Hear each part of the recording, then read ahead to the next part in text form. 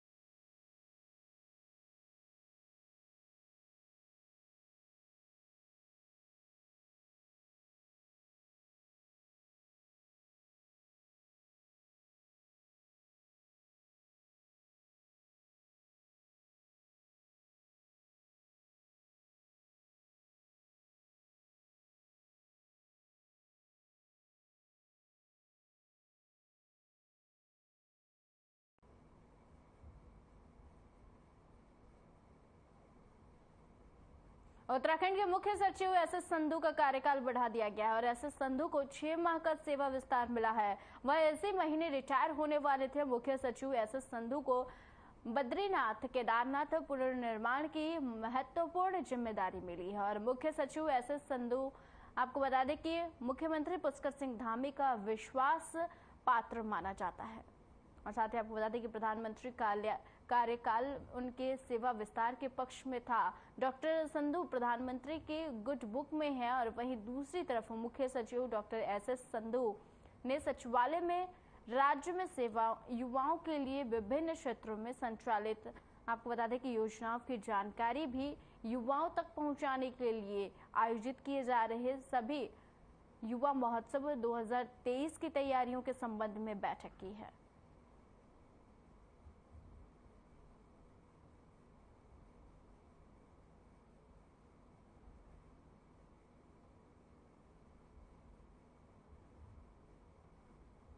आपको बता दें खबर देहरादून से है, जहां पीएमओ ने 6 महीने का कार्यकाल बढ़ाया है।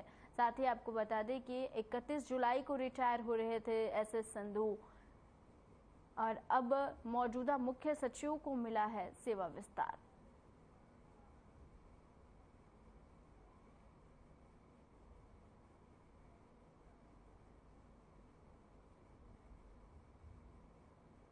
आपको बता दें खबर देहरादून से है, जहां मौजूदा मुख्य सचिव को सेवा विस्तार का मौका मिला है। साथ ही आपको बता दें कि पीएमओ ने 6 महीने का कार्यकाल बढ़ाया है।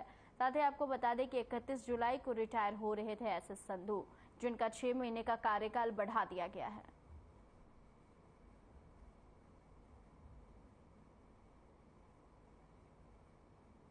आपको बता दें खबर देहरादून से है, जहां 31 जुलाई को रिटायर हो रहे थे एसएस संधू, अब उनका कार्यकाल 6 महीने के लिए और बढ़ा दिया गया है। आपको बता दें कि पीएमओ ने एसएस संधू का कार्यकाल बढ़ा दिया है। मौजूदा मुख्य सचिव है। आपको बता दें कि पीएमओ के निर्देश पर 6 महीने का कार्यकाल बढ़ाया गया है और 31 जुलाई को रिटायर हो रहे थे एसएस संधू, जिनका 6 महीने के लिए कार्यकाल बढ़ा दिया गया है। मौजूदा मुख्य सचिव को मिला है सेवा विस्तार मौका।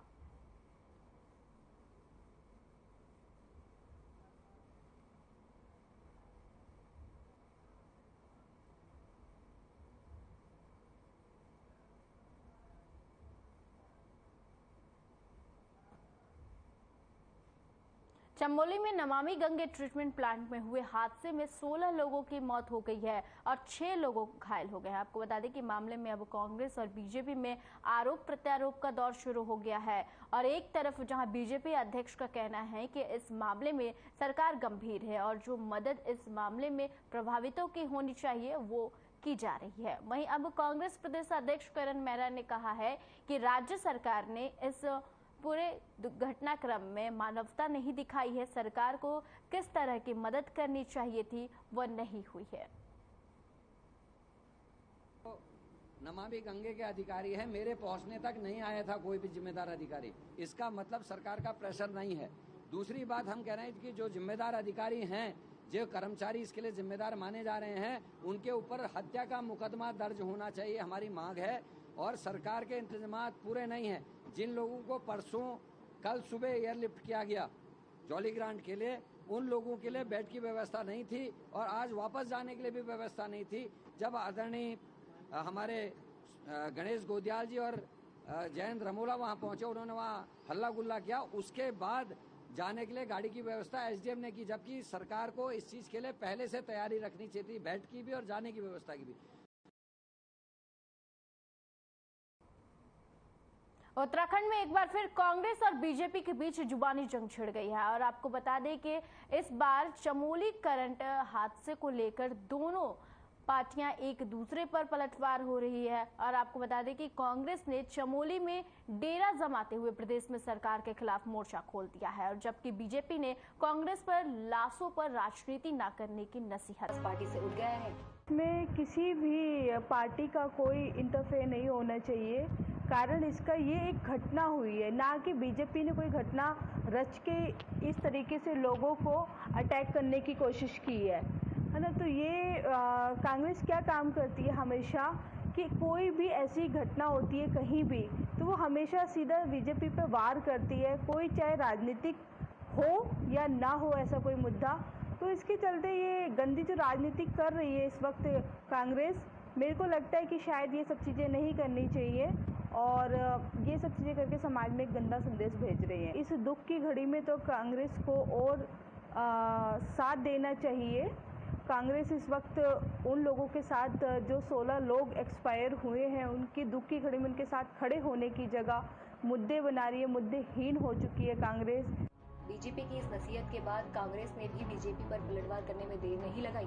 कांग्रेस नेत्री अलका पाल ने भारतीय जनता पार्टी को आड़े हाथों लेते हुए कहा कि बीजेपी को अपने फेलियर के लिए माफी मांगनी चाहिए। उन्होंने कहा कि कांग्रेस पार्टी हमेशा से गरीबों की आवाज बनती आ रही है और बनती रहेगी। सरकारी तंत्र की घोर लापरवाही रही है और संघर्ष हमेशा जनता के लिए, जोर जुर्म की टक्कर से संघर्ष हमारा नारा। सरकारी तंत्र की घोर लापरवाही के कारण ये दुर्घटना हुई है। इसमें एक बार फिर राज्य सरकार पूरी तरह फेल हुई है और हमारी राज्य सरकार से मांग है कि इससे ज्यादा बेहतर ये होता है कि आप मृतक आश्रितों के परिवारों को 25-25 लाख रुपए और आश्रितों को सरकारी नौकरी देने का तुरंत ही घोषणा करें और इसका इम्प्लीमेंट भी करें।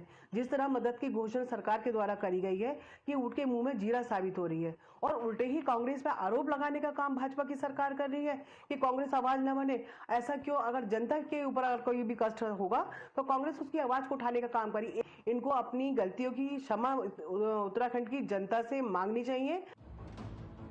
चमोली करंट हादसे को लेकर उत्तराखंड सदमे में है, तो दूसरी तरफ सरकार की ओर से की गई मृतकों के परिवारों की मदद से कांग्रेस नाखुश दिख रही है। कांग्रेस मृतकों के परिवारों में से एक को सरकारी नौकरी के साथ 25 लाख रुपए मुआवजे की मांग कर रही है। ऐसे में देखने वाली बात होगी कि आखिर क्या सरकार कांग्रेस की सुनती है या फिर सरकार ने जो फैसला कर लिया है वह अंतिम फैसला होगा। हर खबर के लिए काशीपुर से आरिफ खान की रिपोर्ट।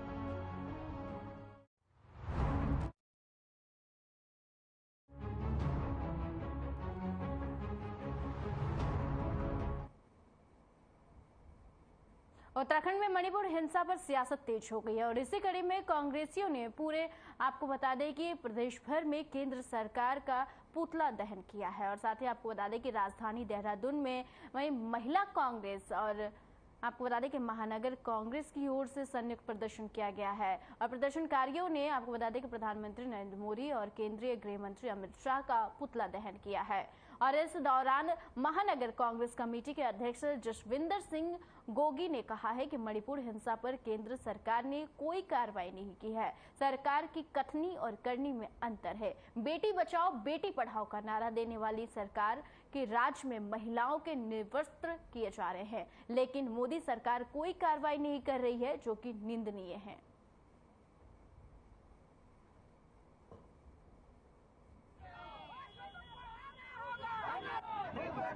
देखिए इतना बड़ा मामला हुआ और जो राजधानी से 35 किलोमीटर के अंदर, और अगर ये किसी ने यूट्यूब में ना डाला होता तो शायद देश के लोग ये जान भी ना पाते कि महिलाओं के साथ इतना अत्याचार हो रहा है। और वहाँ के मुख्यमंत्री जी का बयान कि ऐसी घटनाएं तो कई सौ हो चुकी हैं, बहुत ही शर्मनाक है। और उनका बेशर्मी भरा ये है कि राजधानी से 35 किलोमीटर के अंदर कम से कम 4-5 घंटे ये तांडव हुआ और सरकार मौन रही। बहुत ही शर्मसार है। ऐसी सरकार को इस्तीफा दे देना चाहिए और शर्म से डूब मरना चाहिए। देखिए, एक तो जो घटना घटित हुई है, ये इसमें जो जांच होनी चाहिए वो टाइम बाउंड होनी चाहिए। अभी तक अंकित हत्याकांड में वीआईपी का नाम हम कई बार से बोल रहे हैं, उसका अभी तक खुलासा नहीं हो पाया है। और इनकी भाजपा की कथनी और करनी में बहुत जमीन आसमान का फर्क है। हम तुरंत कार्रवाई चाहते हैं और जिस घटना हुई है मात्र हत्याकांड नहीं है। जिस तरह से उसे नग्न अवस्था में घुमाया गया है, पूरे देश को शर्मसार किया गया है। और ये चीजें भविष्य में इस तरह की चीजें घटित ना हो, इसके लिए इनको कोई सोच बनानी चाहिए और कुछ कार्रवाई करनी चाहिए। इस तरह की घटनाएं आगे भविष्य में घटित ना हो।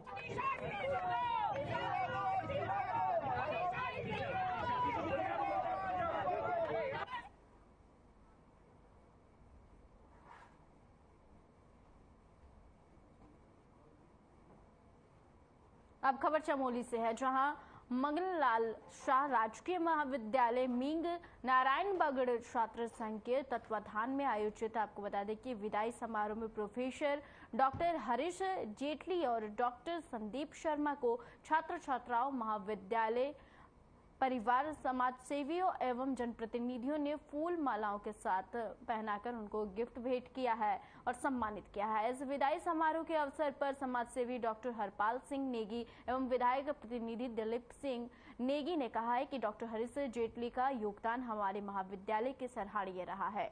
और विदाई समारोह के अंत में महाविद्यालय परिसर में फलदार एवं छायादार वृक्षारोपण भी किया गया। इस अवसर पर प्राचार्य वीरेंद्र सिंह सहित विद्यालय परिवार एवं छात्र छात्राएं मौजूद रहे।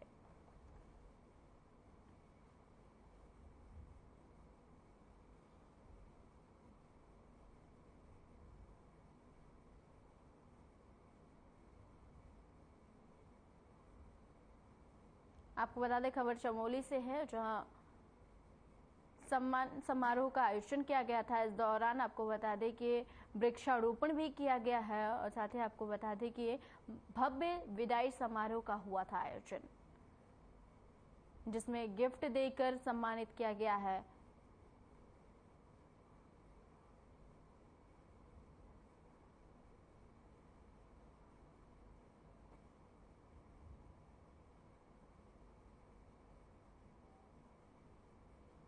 हरिद्वार सांसद रमेश पोखरियाल निशंक का हरिद्वार आपदा क्षेत्र में जमकर विरोध हुआ है, जिस पर प्रतिक्रिया देते हुए बीजेपी प्रवक्ता ने कहा है कि जब प्रतिनिधि आपदा क्षेत्र में जाते हैं तो अक्सर विरोध का सामना करना पड़ता है। उन्होंने आगे यह भी कहा कि जिस तरीके से सीएम धामी और हरिद्वार सांसद पर बेबुनियाद आरोप लगाए जा रहे हैं वो एक सोची समझी साजिश है। उन्होंने यह भी कहा कि सांसद और मुख्यमंत्री लगातार आपदा पीड़ितों के बीच पहुंच रहे हैं और लगातार हालचाल जान रहे हैं।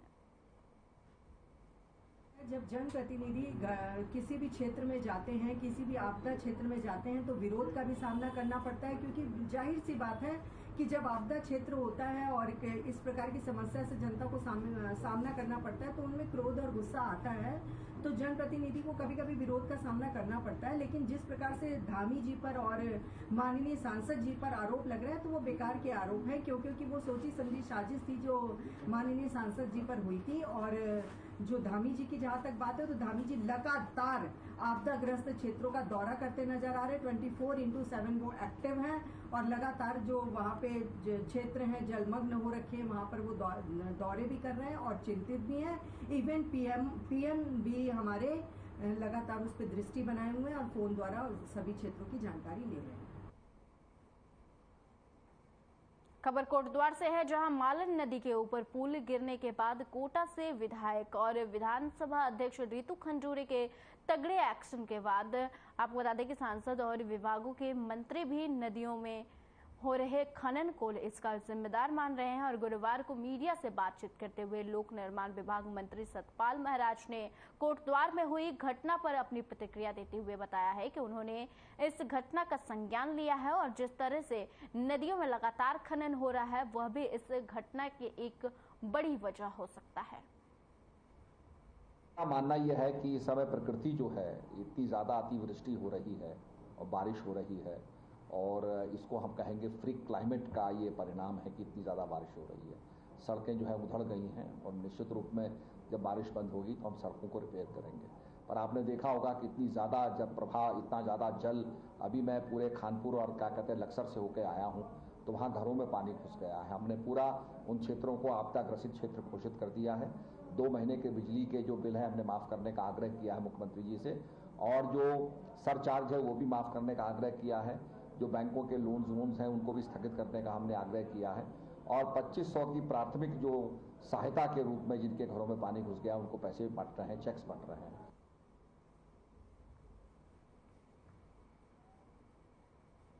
चमोली एटीएफ प्लांट में करंट फैलने से 16 लोगों की मौत के बाद कुमाऊं के सभी एसटीपी प्लांट में अलर्ट जारी कर दिया गया है। सभी एसटीपी प्लांट में आपको बता दें कि सावधानी और सतर्कता बरतने के निर्देश दिए गए हैं। कुमाऊं परिषद ने यूपीसीएल के अधिकारियों को निर्देशित किया है कि सुरक्षा के लिहाज से सभी इकाइयों का एक बार निरीक्षण कर लिया जाए। घटना है और विद्युत की सेफ्टी तो केवल एसटीपीज में नहीं, इनफैक्ट सभी जगह है। और बरसात में और ज्यादा इसलिए हो जाती है कि कई जगह रिसाव होता है, लीकेज होता है, अर्थिंग के इश्यूज भी आते हैं। अभी बहुत जनरल सेफ्टी डायरेक्शंस भी विद्युत विभाग की ओर से आए थे। इससे पहले मैंने सबसे पहले तो यूपीसीएल से ये कहा है कि जो आपके सबस्टेशंस हैं, जहां भी आपके उपकरण हैं, एक तो हमें ये इंश्योर करना चाहिए कि किसी तरीके से डूबे ना। अगर ये जलमग्न होते हैं, सबसे ज्यादा रिस्क रहता है कि करंट फ्लो कहीं से कट जाए और किसी की डेथ हो।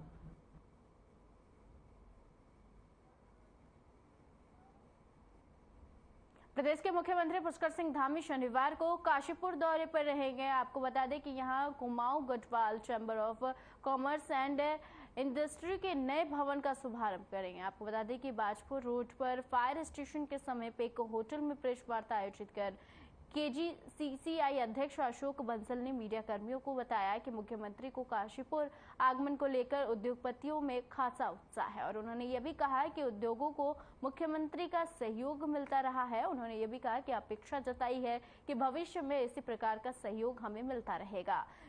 बंसल ने यह भी कहा कि पहले की अपेक्षा में उद्योग अपने स्तर से प्रयासरत है और किस तरह से यहां बेरोजगारी को कम किया जा सके, राजस्व को बढ़ाया जाए।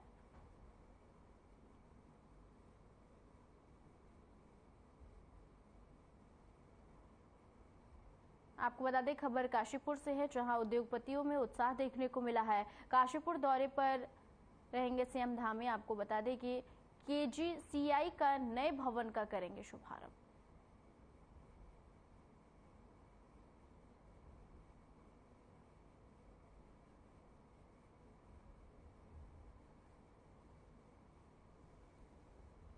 जी को हम अपने चैम्बर हाउस के नवनिर्मित भवन का उद्घाटन करा रहे हैं, इसलिए हमने उस संदर्भ में प्रेस को अवगत कराने के लिए और आमंत्रित करने के लिए हमने ये आज प्रेस वार्ता रखी है। क्योंकि जो उद्योग जगत है हमारा वो खासा उत्साहित है माननीय मुख्यमंत्री जी के चैम्बर हाउस में आगमन से, और जैसा कि उनका हमेशा हमें सहयोग उद्योगों को मिलता रहा है, और हमें उम्मीद है कि भविष्य में भी माननीय मुख्यमंत्री जी का ठीक इसी प्रकार हमें सहयोग मिलता रहेगा। और उद्योग अपने स्तर पर पहले की अपेक्षा आज काफी प्रयासरत है।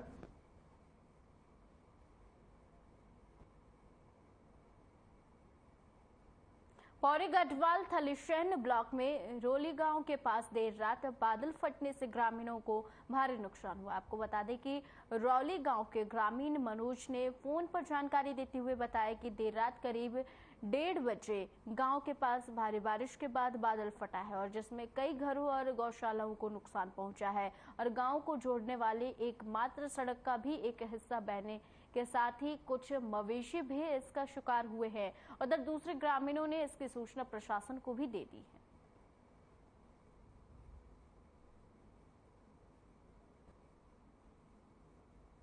संबंध में एसडीएम स्तर से जो सूचना ली गई है उसमें एक पर्टिकुलर फैमिली के 2 बैल और एक बकरी की डेथ है, तो P20 उसका बनवाया जा रहा है और उसे तत्काल जो मुआवजा दिया जाना है वो दिया जाएगा।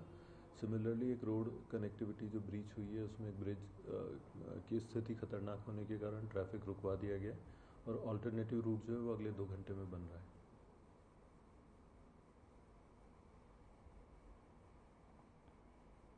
आपको बता दें खबर पौड़ी से है, जहां बादल फटने की खबर सामने आई है और बादल फटने से ग्रामीणों को नुकसान हुआ है। आपको बता दें कि प्रशासन को भी जानकारी दी है ग्रामीणों ने और हादसे में कई घरों को पहुंचा है नुकसान।